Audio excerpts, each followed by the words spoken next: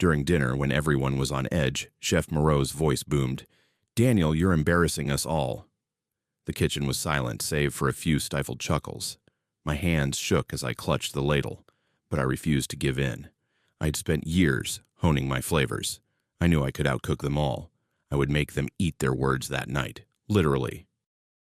The smell of roasted garlic and thyme clung to my apron as I chopped onions in the corner of Luciel's kitchen. I'd been at this Chicago restaurant for 2 years, but it felt like a lifetime. My name's Daniel Park, born in Seoul, raised in Los Angeles after my parents moved us when I was 10. Back then, my mom would spend hours in our tiny apartment kitchen teaching me how to balance flavors, soy with sesame, chili with honey. "Food tells a story, Daniel," she'd say, her hand steady over a bubbling pot. That's where my love for cooking started, rooted in her lessons and the warmth of our table. I wasn't some kid who stumbled into this. I graduated from culinary school in California, top of my class, and spent a year in Paris, learning the art of French sauces and pastries. I could debone a fish in under a minute and make a beurre blanc that would make you cry. But at Le Ciel, none of that counted. I was hired as a prep cook, stuck peeling carrots and scrubbing pots, while the real chefs, mostly white, mostly French or French wannabe, got to create. To them, I was the guy who didn't belong, no matter how many times I proved I could keep up.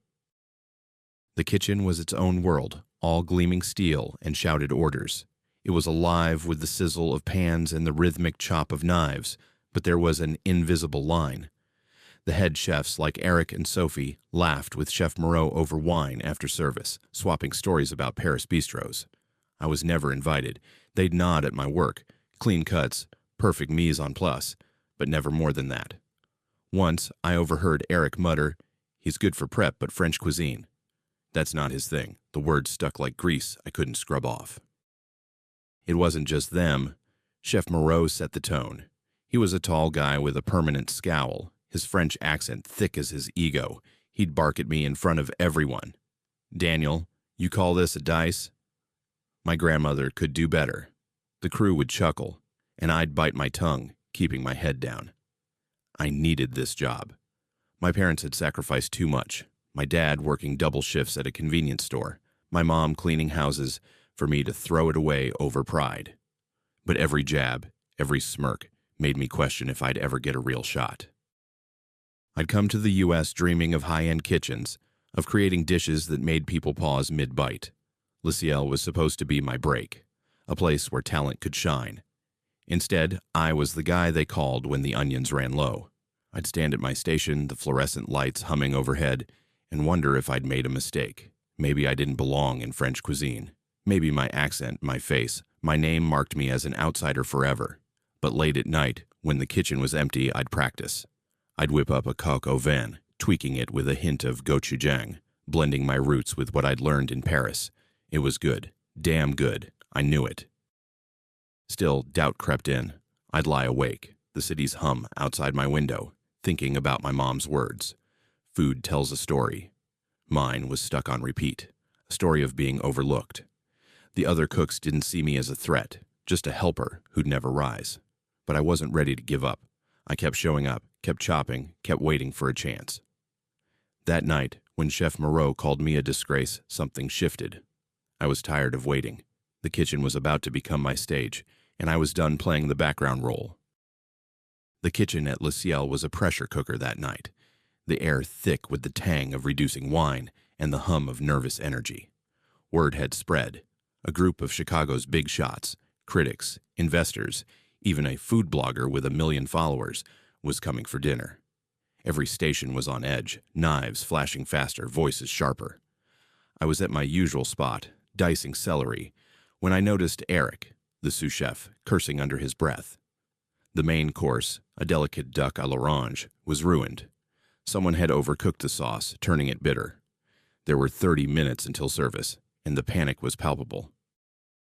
I glanced at the chaos, cooks scrambling, Moreau barking orders, his face red as the Bordeaux he loved. My stomach twisted.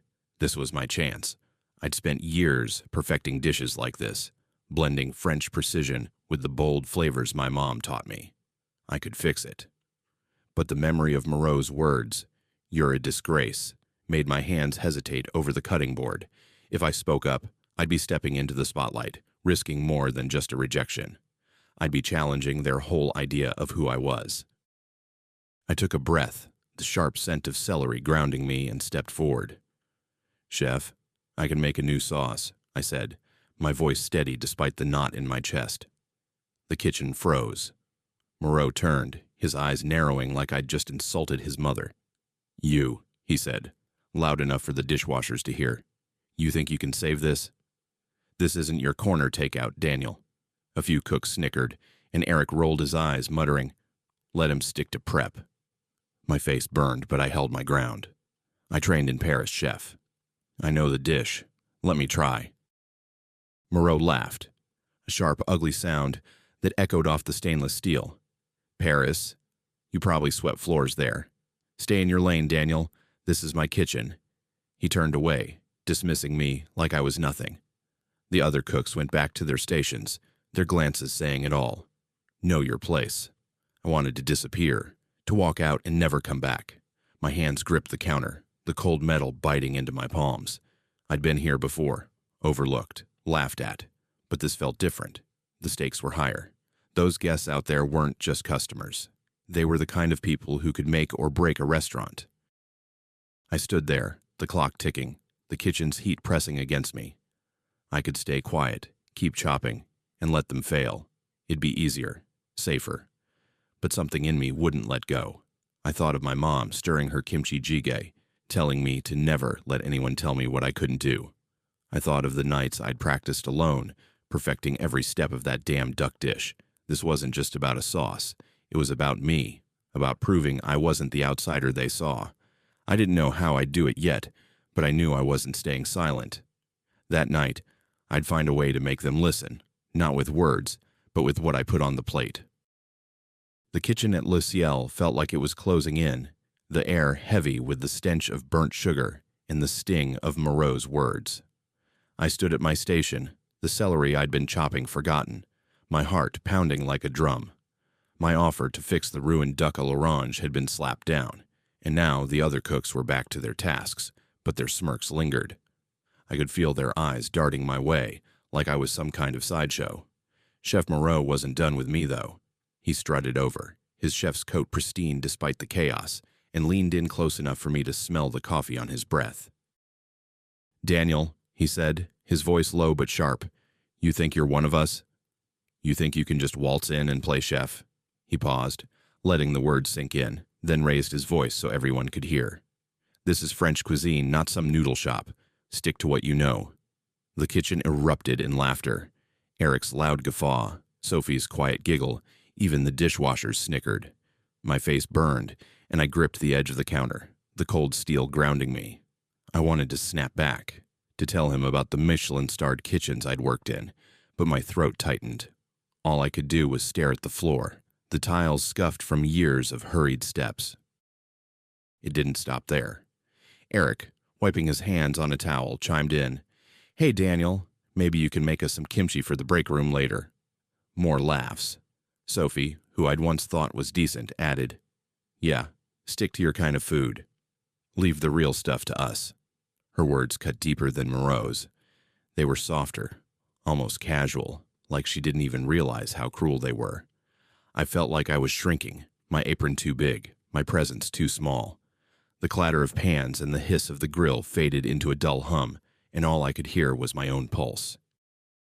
Then the dining room doors swung open, and a server rushed in, her face pale. "The guests are asking about the main course," she said, her voice tight. "They're getting impatient." Moreau's scowl deepened, and he turned to me again, this time with a crowd of servers and cooks watching. "You see, Daniel, this is what happens when people like you try to step up. You distract us. You ruin the rhythm." He gestured to the dining room, where the muffled chatter of Chicago's elite drifted through the walls. "Those people out there expect perfection, not your experiments." I wanted to vanish. The heat from the stove felt suffocating, the fluorescent lights too bright. I thought about my parents, my dad's tired eyes after a 16-hour shift, my mom's hands rough from cleaning houses. They'd believed in me, sent me to culinary school, celebrated when I got this job, And here I was, reduced to a punchline. I caught a glimpse of myself in the polished surface of a pot. Dark eyes, flushed cheeks, the face they all saw as other. My accent, the way I pronounced sauce, was apparently a crime here. Say it right, Daniel, Eric had mocked once, imitating me. Sauce, not sauce. They'd all laugh then, too. I thought about walking out. I could grab my knife roll, slip out the back, and never see Lucielle again. The idea was tempting, like a cool breeze in that stifling kitchen. But something stopped me. Maybe it was the memory of my mom's voice, telling me stories of her own struggles as an immigrant, or the way I'd stayed up nights perfecting recipes, dreaming of a moment like this. I wasn't going to let them win. Not Moreau, not the crew, not their idea that I didn't belong. The servers kept rushing in, their trays clinking, their voices sharper with each trip. The guests were restless, and the kitchen was falling apart. I stood there, my hands still, my mind racing. I felt the weight of every insult, every laugh, piling up like dirty dishes. But under that weight, something else was growing. Anger, yes, but also clarity. I wasn't just going to take this. I didn't know how yet, but I was going to make them see me. Not as the Asian guy, not as the prep cook, but as Daniel Park, the chef who could outcook them all. I just needed one chance, one crack in their perfect system, to show what I could do. The kitchen at Lucielle was a storm of clanging pots and shouted orders, but to me it felt like the eye of a hurricane. Chaotic, yet strangely still. The clock above the pass showed 20 minutes until the VIP's main course was due, and the ruined duck à l'orange still hadn't been replaced. The servers' footsteps echoed as they darted in and out, their faces tight with worry. I stood at my station, the bitter sting of Moreau's words, "You're a disgrace," still burning in my chest. My hands were idle, but my mind was racing. I could see it. A tray of empty plates waiting at the pass, the dining room growing restless. This was it. My moment. I glanced at Chef Moreau, his face flushed, as he berated Eric for something about the garnish. The other cooks were scrambling, trying to salvage side dishes, but the main course was dead in the water. I took a deep breath, the sharp scent of thyme and sizzling oil filling my lungs. I thought of my mom, her hand steady as she taught me to simmer doenjang stew, her voice calm. "You make food with heart, Daniel." That's what matters. I wasn't going to let Moreau's sneers or the crew's laugh stop me. Not now. I stepped toward the pass, my apron brushing against the counter. "Chef," I said, loud enough to cut through the noise, "I can make the duck. I have a sauce ready. Let me do it." Moreau whipped around, his eyes narrowing. The kitchen went quiet, the only sound the low hiss of a burner. "You," he said, his voice dripping with disbelief. "You think you can pull this off?" "This isn't your playground," Daniel Eric snorted, muttering, "Let him crash and burn." But the server, Lisa, piped up, her voice shaky. "Chef, we're out of time. The guests are complaining." Moreau's jaw tightened, and I could see the gears turning. He didn't trust me, but he was cornered. "Fine," he spat, jabbing a finger at me. "You've got 15 minutes. Screw this up and you're out the door." My heart leapt, but I kept my face steady, nodding. I didn't have time to celebrate or doubt. I moved to an open station, the clatter of my knife roll hitting the counter like a battle cry. I grabbed a saucepan, the metal cool against my palms, and started working. Duck breasts were already seared, so I focused on the sauce. I reduced orange juice, the sweet tang rising in a cloud of steam, and added a splash of white wine, letting it simmer. My hands moved on instinct, years of training kicking in. I thought of Paris, the tiny kitchen where I'd learned to balance citrus and fat, and of my mom's lessons, how a pinch of spice could elevate a dish. I grated a bit of fresh ginger, just enough to add a subtle warmth, my own twist on the classic. The kitchen watched me like hawks. Sophie whispered something to Eric, and I caught the word experiment with a sneer. I ignored them, my focus on the sauce as it thickened, glossy and fragrant. I tasted it. A perfect balance of bright and rich. My pulse raced, but not from fear. This was my element, the one place I knew I belonged. I plated the duck, slicing it thin, fanning it out, and drizzling the sauce with care. The plates looked like art, the kind that could silence a room. As I carried the first plate to the pass, Moreau hovered, inspecting it like a detective. "This better not embarrass me," he said, his voice low. I met his gaze, my voice steady. "It won't, chef." Lisa grabbed the plates, her eyes wide with something like hope, and rushed them to the dining room. I stood there, the heat of the kitchen pressing against me, the weight of every insult I'd endured fueling me. This wasn't just a dish. It was my story, my fight, my proof. I thought of my dad, his tired smile when I told him I got into culinary school. I thought of the nights I'd practiced alone, perfecting every cut, every flavor. I'd been invisible here for too long, but not anymore. As the servers carried my plates out, I felt a shift inside me. This was my chance to rewrite how they saw me. Not as the Asian guy, but as a chef who could hold his own. I didn't know what the guests would say yet, but I knew one thing. I wasn't backing down. The kitchen at Le Ciel felt like it was holding its breath. My duck à l'orange, with its glossy sauce and faint hint of ginger, had just left the pass, carried out to the dining room, where Chicago's elite waited. I stood by the stove, the lingering scent of citrus and wine clinging to my hands, my heart hammering. The clatter of pots and the hiss of burners faded into the background as I watched the swinging doors. Every second stretched, heavy with the weight of what I'd just done. I'd put everything on the line, my pride, my skills, my place in this kitchen. Lisa, the server, burst back through the doors, her eyes wide. "Daniel," she whispered, grabbing my arm. "They're eating. It's quiet out there." My stomach dropped. Quiet could mean anything. Disappointment, confusion, or worse, disgust. I glanced at Moreau, who was hovering near the pass, his arms crossed, his scowl deeper than ever. Eric and Sophie exchanged looks, their smirks barely hidden. "Probably choking on it," Eric muttered, loud enough for me to hear. I clenched my fists, the heat of the kitchen pressing against my skin like a warning. Then it happened. A sound drifted through the doors, not the usual hum of conversation, but something sharper, more alive. Clapping. Slow at first, then building until it was unmistakable. The dining room was applauding. Lisa rushed back in, her face lit up. "They love it, Daniel."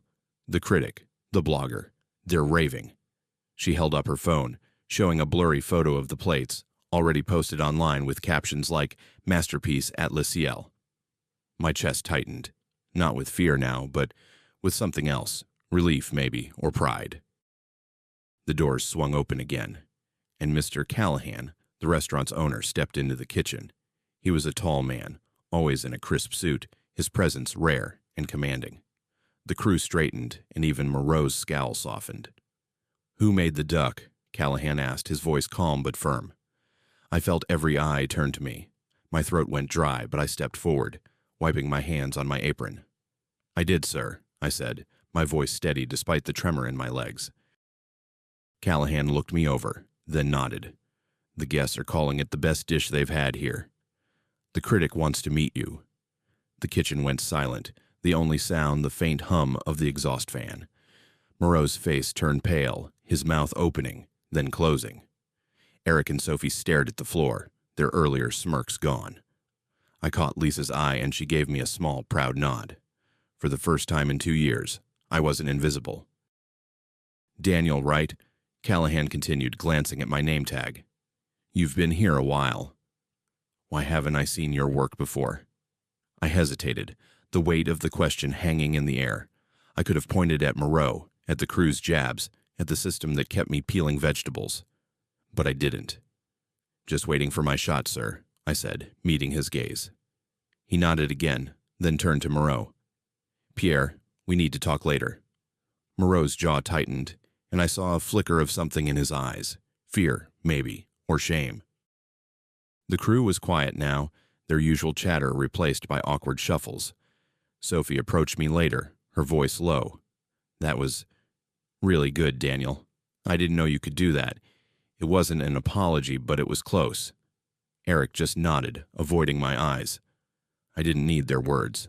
The applause from the dining room, the look on Callahan's face, that was enough.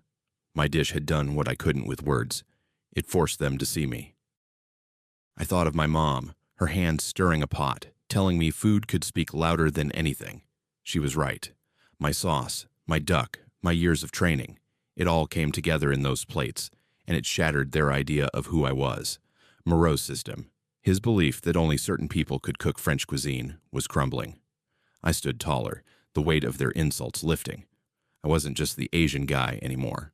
I was Daniel Park, the chef who'd made the room clap. As the night wound down, I cleaned my station, the familiar rhythm of wiping down counters grounding me. But something felt different. The kitchen wasn't a battlefield anymore. It was a place where I'd won. I didn't know what would happen next, but I knew one thing. I'd never be invisible again. The kitchen at Le Ciel was quieter the next day. The usual clatter of pans and shouted orders muted, like the air after a storm. My duck à l'orange had turned the dining room into a chorus of applause the night before, and the memory of it still buzzed in my veins. I stood at my station, wiping down my knife, the familiar weight of it grounding me. The fluorescent lights hummed overhead, and the faint scent of cleaning solution mixed with leftover herbs lingered. But something was different. The crew wasn't looking at me like I was just the prep guy anymore. Word had spread fast. By morning, the food blogger's post about my dish had thousands of likes, and the critic's review called it a bold reimagining of a classic. Mr. Callahan, the owner, didn't waste time. I was called into his office before service, a small room with dark wood and a view of Chicago's skyline. He sat behind his desk, his suit crisp as always. "Daniel," he said, leaning forward, "last night was a wake-up call. You've got talent, real talent. Why were you stuck in the back?" I hesitated, the sting of Moreau's insults flashing through my mind. "Just the way things worked, sir," I said, keeping it neutral. He frowned, then nodded. "That's changing. You're on the line now, full chef. I want you on signature dishes." My chest tightened, not with fear, but with something lighter. Pride, maybe. I nodded, managing a quiet, "Thank you, sir." As I left his office, I caught a glimpse of Moreau in the hall, his face tight, his eyes avoiding mine. Later, I heard from Lisa that Callahan had pulled him aside after service last night. "Pierre's on thin ice," she whispered, stacking plates. "They're saying he ignored talent right under his nose." I didn't smile, but I felt a weight lift. Moreau's system, his belief that only certain people belonged in his kitchen, was cracking.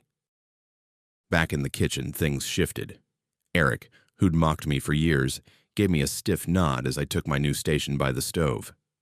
"Nice work last night," he said, his voice low, like it pained him to admit it. Sophie was warmer, stopping by to say, "I'm glad you're on the line, Daniel." That sauce was something else. It wasn't friendship, but it was respect, hard-earned. I didn't need their apologies. Their silence, their lack of smirks was enough. The dishwashers, usually ignored, started asking me about my recipes, their eyes bright with curiosity. For the first time, I felt like part of the kitchen, not just a shadow in it. Le Ciel itself started to change. Callahan brought in a consultant a week later, a woman named Maria who talked about diversity and inclusion. I sat in the meeting, the smell of coffee filling the break room, as she laid out plans, training on bias, a new system for promoting talent based on skill, not connections. Some cooks rolled their eyes, but I saw others nodding, especially the younger ones. A new prep cook, a guy named Javier from Mexico, caught my eye after the meeting. "Heard what you did," he said, his voice quiet. "Gives me hope." I didn't know what to say, so I just nodded. But his words stuck with me. Moreau was still there, but he was different, quieter, less quick to bark. During service, he didn't single me out, didn't mock my accent or my roots. Once, when I plated a new dish, a beef bourguignon with a touch of miso, he tasted it and said, "Not bad, Daniel." It wasn't praise, but it was something. I heard rumors he was looking for another job, his confidence shaken. I didn't care much. My focus was on the work, the sizzle of meat, the rhythm of chopping, the chance to create again.